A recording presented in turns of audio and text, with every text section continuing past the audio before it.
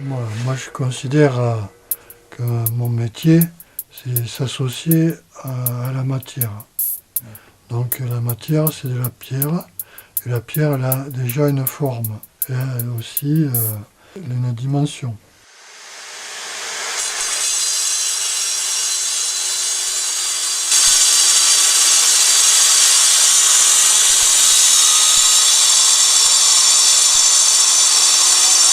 Il y a un côté, si tu veux, nuage. Il se passe des choses. Les éléments sont là. Et quand est-ce que ça prend? Il faut qu'il y ait un accord quelque part pour que tout s'assemble.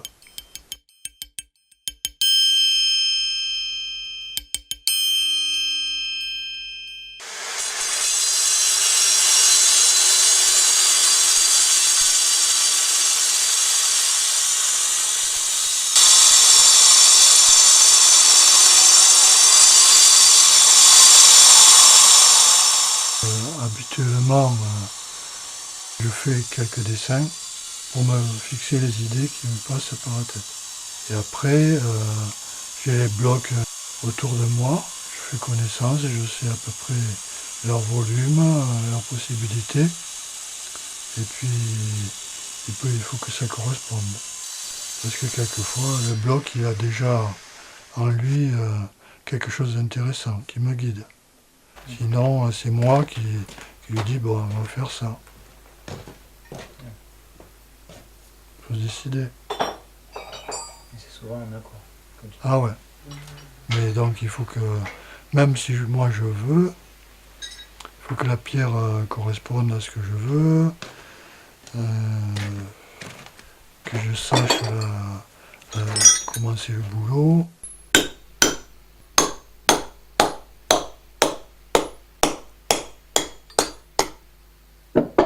Parce que les premières approches, elles jouent pour la suite de l'œuvre.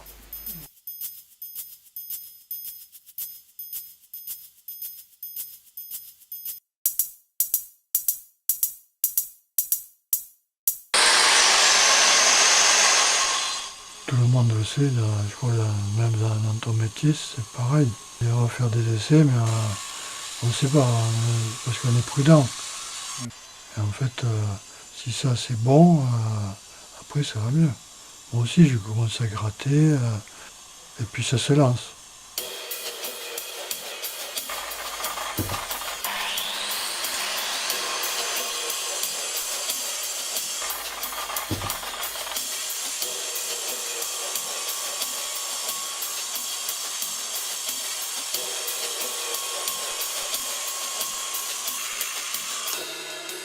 Moi, je fais pas de la dentelle, forcément. C'est vrai que je peux oublier une rayure. Par exemple, sur le marbre. Si je reviens, je reprends. Les derniers moments, c'est pas forcément les plus faciles non plus.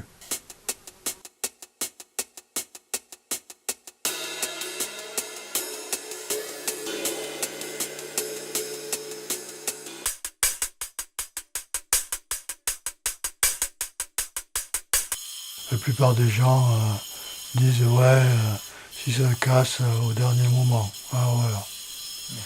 Et la populaire, c'est ça. Si ça casse au dernier moment. Ah oui. Et au dernier moment, c'est pas le moment où tu vas casser. C'est le moment où tu es en pleine joie, en pleine libération. Un moment d'inattention, il est très peu crédible parce qu'il n'y en a plus besoin, beaucoup. Ah, il y a des gens qui te disent ça. Ah oui, souvent. Hein. Et je crois que c'est une angoisse, ça, générale. Tu vois. Il faudrait qu'ils lisent Socrate pour les libérer un peu. Parce que au dernier moment, ça casse. Au dernier moment, on meurt. C'est ça que ça veut dire. Hein. Moi, je le comprends comme ça. Hein. Pour eux, ça représenterait ça. Il n'y a pas d'espoir. Ouais. Les gens qui n'ont pas de confiance tu vois, sur le passage de la vie terrestre. Normalement, il se termine par plus de lumière.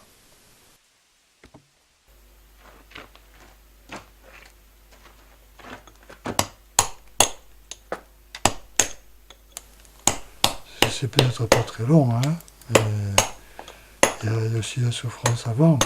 Et il y a un moment, ça se libère parce que tu es prêt à partir au ciel. Tu vois, il y a une communication, tout d'un coup, le point de vue, on change de point de vue en permanence. Donc quand tu es en train de partir, ben, c'est une libération, pour une part. Il n'y aura plus de contraintes, il n'y aura plus de plaisir, mais l'inverse du plaisir n'y sera plus non plus. Donc c'est une libération.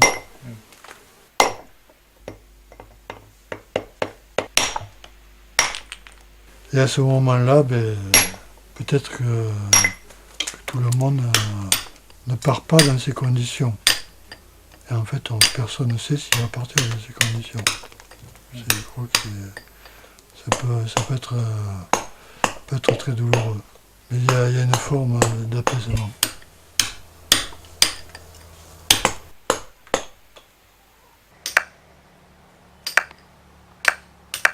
Y aura-t-il un rythme dans la mort? Au moins un rythme? Peut-il y avoir quelque chose sans rythme? Toute l'énigme, sans doute, consiste à le trouver. Nous pouvons commencer par le silence.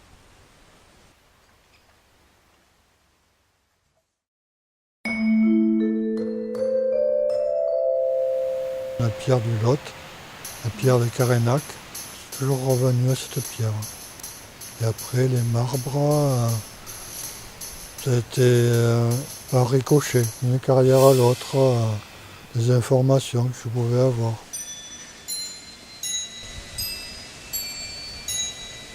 Saint-Béat le plus longtemps. Parce que là, il y a du gris, il y a du rouge, il y a du blanc. Je suis allé à la découverte des carrières d'Arudi. Il y en a d'autres, soit vers l'Aude, soit en dessous d'Arudi, marbre coloré, marbre du Minervois, marbre de l'Aude, rouge et blanc.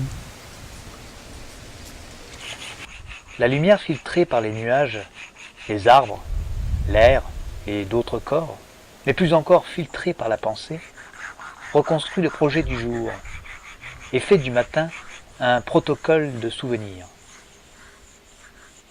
Il y a beaucoup de lumière dans la lumière, beaucoup de jour dans le jour, et de zones dans le cristal de chacun.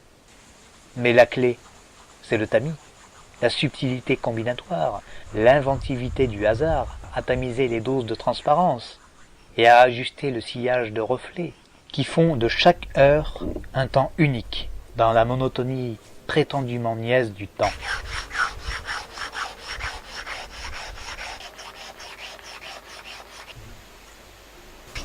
J'écoute de la musique à certains moments, quand j'emploie pas la machine. La radio, sur la radio, pendant longtemps j'écoutais France Musique, comme ça c'était le plus simple, je laissais arriver ce qu'il y avait. Et maintenant j'écoute des CD. Voilà, mais c'est pas. Je me suis jamais inspiré de la musique. Plutôt de la poésie, donc de l'écrit, qui m'a guidé, qui m'a révélé une vérité, une voix qui était enfouie, qui n'était pas connue. Nous avons parfois l'obsession d'effacer nos traces, pour que nul ne nous suive, ou puisse vérifier que nous suivons. Mais en outre, effacer les traces que nous avons laissées devant, pour que nul ne précède nos pas, ou puisse nous ravir le chemin. Et aussi effacer les traces sur lesquelles nous sommes arrêtés, pour que nul ne découvre ce qui nous soutient, et puisse nous laisser peut-être privés de sol. Peut-être même pourrons-nous alors atteindre aussi notre trace en l'air, pour que nul ne salisse notre auréole, ou puisse nous accuser de nous couvrir la tête d'un chapeau exotique. Ainsi, tandis que nous nous appliquons à effacer, cacher ou au moins brouiller nos traces, les oiseaux pourront passer à travers notre vide. Les oiseaux qui jamais ne sont préoccupés de leurs traces. On sait que les stratégies du temps dévorent souvent le stratège, et aussi le temps lui-même. Reste parfois comme une parodique broderie quelques traces. J'ai une collection de CD que je repasse régulièrement. Et là-dedans, il y a du classique, Maurice Ravel. Il y a des musiques que j'ai écoutées dans les années 70, 60. Il y a du Brassens, il y a du Ferré, après il y a du Bachung.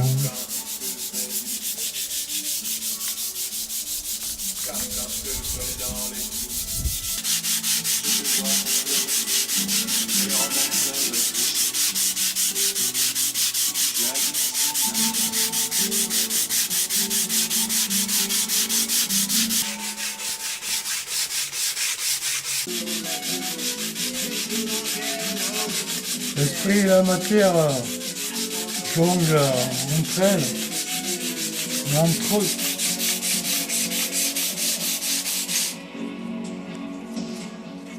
Là, c'est le moment où ça se touche.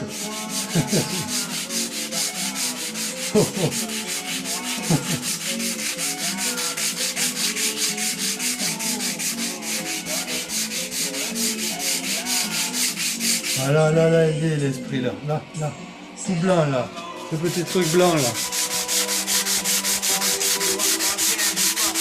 L'esprit de la vie.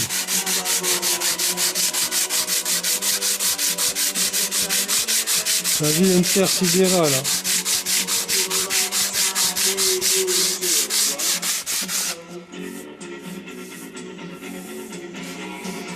Là on les voit, hein. Je vais m'autoper.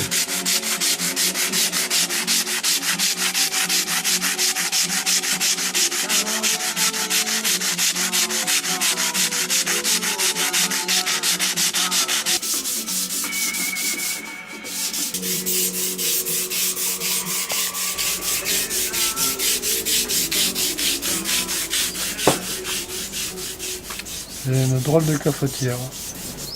Ça a l'air fonctionnel, mais c'est plutôt de la pensée qui s'exprime. C'est Patrick Brisset qui me l'a choisi en vacances en Provence. Je lui avais dit de me ramener une pierre. Il est allé voir un tailleur de pierre qui était un meilleur ouvrier de France. Et voilà ce qu'il a ramené. La pierre de Tavel, que je ne connaissais pas, et qui est proche en couleur du marbre d'un rubis. Mais en qualité, c'est pas aussi homogène.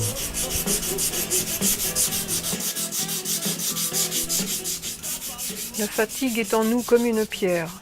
Si nous pouvions l'enlever d'un seul geste, nous découvririons ce qui est dessous, et que c'est le paradis. Qui sait nous donner une joie aussi pure que celle prodiguée par la vue d'un petit nuage blanc dans le ciel bleu ?